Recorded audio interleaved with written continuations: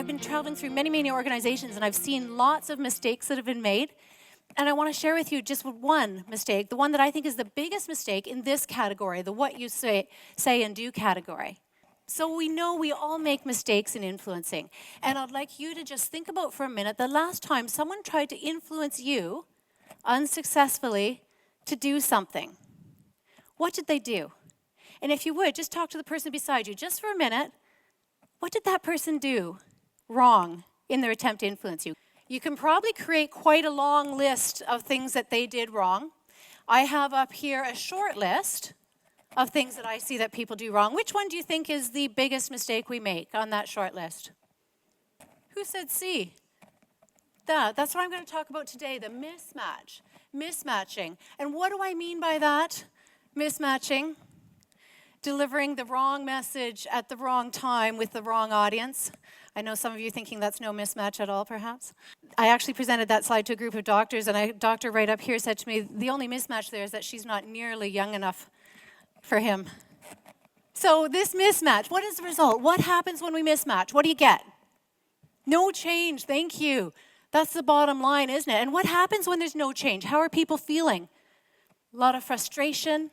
It's a big waste of time, money, and effort on everyone's part, isn't it? They don't show up, perhaps. Think of CHEs. They don't come. There you get the famous nodding head. And in general, there's no influence, no change, like Mark said. You get this. Everybody's doing. We're just not getting anywhere. We're not influencing the behavior that we're trying to. So to explain the mismatch, I want to tell a story, share a story with you. My confession about when I mismatched, when I made this mistake that I think is so prevalent in our industry. And the story has to do with my eldest daughter, Andy, in the middle there. I was raised with a swimming pool in my backyard. I was a lifeguard. My dad was a lifeguard. I think it's really important for children to learn how to swim. Wouldn't you agree with me? Yeah, it's a safety thing. It's a fitness thing. All kids should learn to swim, right? Clearly. So Andy had just turned 13, and parents in the room, you know, every few months you go through that leisure guide to choose their activities, right? So since she had just turned 13, obviously the activity that she should be signing up for would be bronze medallion, of course. So just in that moment when I found the bronze medallion, Andy walked in the room. I turned to her and said, Andy, bronze medallion, Friday night or Sunday afternoon? And what do you think her response was? Yeah, nada, none, Mom. And she literally went like this, no way. So in that moment, I had to smile because I realized that I had just made the biggest mistake that I talked to my clients about. I had just mismatched. And in my mind's eye, I pictured this staircase. Now, if anyone in the room is familiar with Prochaska's trans-theoretical model of behavior change, this might be familiar to you. And for those who aren't, let me just walk you up this staircase. What we realize about behavior change is that it occurs in steps or stages. So let's think about a behavior that we're all familiar with. Picture a smoker in your mind. And the behavior that we're trying to change is to become a non-smoker, always, right? So picture this guy on the bottom step. I see no need. I like smoking. My grandmother lived till she was 90. I don't believe these studies anyway, right? Ready to quit smoking? Far from it. But then something happens. Mesereau called that a disorienting dilemma. Oh, my sister just had a heart attack. She was also a smoker. Oh no, maybe I'm not genetically immune to the dangers of smoking. Am I ready to quit yet? Not yet, right? But I did just move up a step to this one where I'm aware. I see there's a problem here, but there's no way I can do it. But then I find out that my friend Jim, he did it. Well, if Jim can do it, maybe I can too. And this inspires me to learn more. So I keep going up the staircase to studying, where now I want to talk to my doctor, the pharmacist, I want to look into hypnotherapy. I'm investigating it until finally I decide I'm going to do it. So I move on to this initiating step where I've put my cigarettes down. But what can happen? Of course, you've seen it before, right? I can fall back down that staircase. I need reminders, enablers. So I have my patch on, I have a poster up on the wall, a note from my daughter in my purse. I've changed my break time. I'm not going to the party on Friday night. I've got all of these things in place to keep me on there. Because when I'm first on that step, it's a very precarious step. I could fall off very easily. I need to firmly plant myself there with these reminders and enablers until eventually I'll move up to on board, which is where we want them to be. The behavior has changed. I wouldn't think of doing it the other way. Okay, so that's a picture of how we change behavior, how we're influenced to change our behavior. So back to Andy. On what step was Andy regarding the behavior of taking her bronze medallion? Where was she? She was way down here, wasn't she? At the very bottom. And to what step did I jump in all my influential wisdom to influence her to take her bronze medallion? Where did I jump? Yeah, I jumped way up here. And what happens when we try to jump up 4 steps at once? We're going to fall flat on our face, which is what I did in that effort. And traditional efforts. Where do you think our traditional efforts are at influencing behavior in healthcare?